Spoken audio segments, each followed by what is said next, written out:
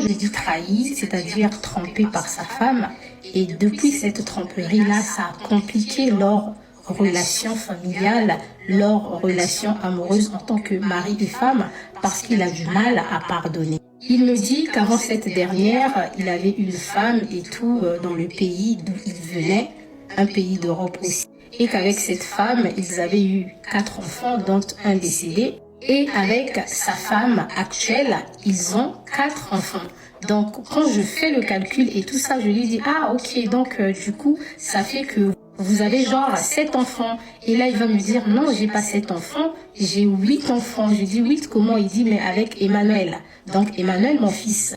Parce que moi aussi, je m'ouvre à lui, je dis que moi, je suis venue en Europe et tout, c'est le père de mon fils qui m'a ramené, mais ça s'est très mal passé entre nous, on s'est séparés, mais ensemble, on a un petit garçon et tout qui s'appelle Emmanuel. Et il faut savoir que moi, je ne lui parlais pas beaucoup de moi parce que j'avais compris que lui, il avait envie de beaucoup parler et c'est une personne, lorsque tu as une conversation avec lui, en réalité, tout tourne autour de lui. Il veut parler de lui, il veut te convaincre, c'est toujours lui, c'est toujours lui.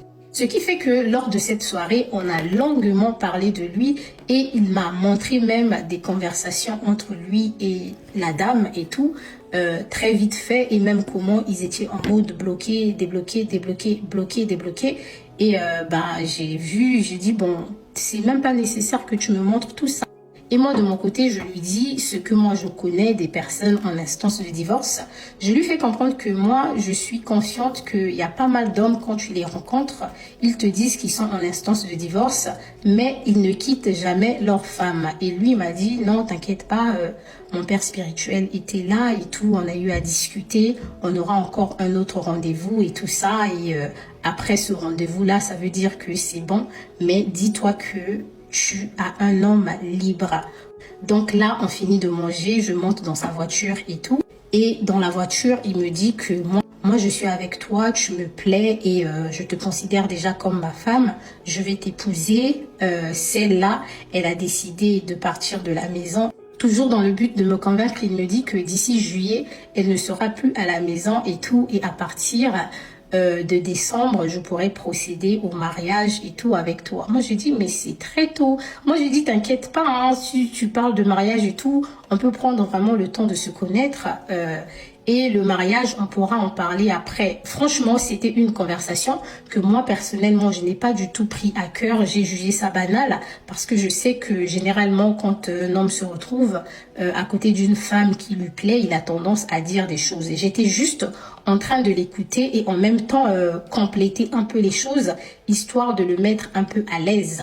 Je lui explique que moi, généralement, en amour, c'est toujours compliqué pour moi, que je ne suis pas du tout pressée pour le mariage. Je pense que toutes les personnes qui me connaissent savent qu'en réalité, ce que je recherche vraiment dans la vie, je l'ai déjà. J'ai été avec un homme, j'ai eu un enfant et tout.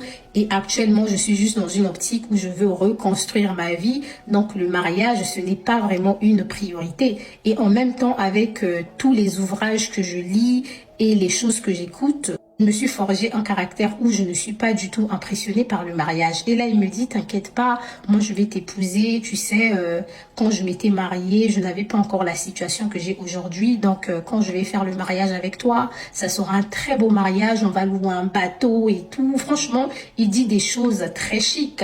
Et moi, je lui dis, ok, il n'y a pas de souci, t'inquiète pas, on n'est pas pressé de toute façon. Je sais que je travaille déjà avec lui et j'ai cette possibilité de le voir et je sais que on n'est pas pressé, on aura toujours le temps de discuter et tout ça. Et j'ai envie de souligner quelque chose, qu'après notre premier date du 23 mai jusqu'à ce que, voilà, je prenne vraiment la décision que je n'en voulais plus, lui et moi, on ne s'est plus réellement quitté. Donc après notre rendez-vous, on était en route pour la maison. Je pense que je vous ai publié une vidéo au restaurant et une autre vidéo où on était en route avec, il y a l'Arc de Triomphe et tout ça là. On était en route pour la maison. Il ne me dépose pas à la maison, mais il me prend un taxi Uber et lui il conduit jusqu'à chez lui étant donné que il n'aime pas aussi conduire tant que ça, surtout la nuit, parce que on parle ici d'un monsieur qui a un âge déjà aussi très avancé. Donc il me fait comprendre qu'il n'est pas aussi très à l'aise dans la conduite lorsqu'il fait très tard. On va s'arrêter ici pour cette partie qui est une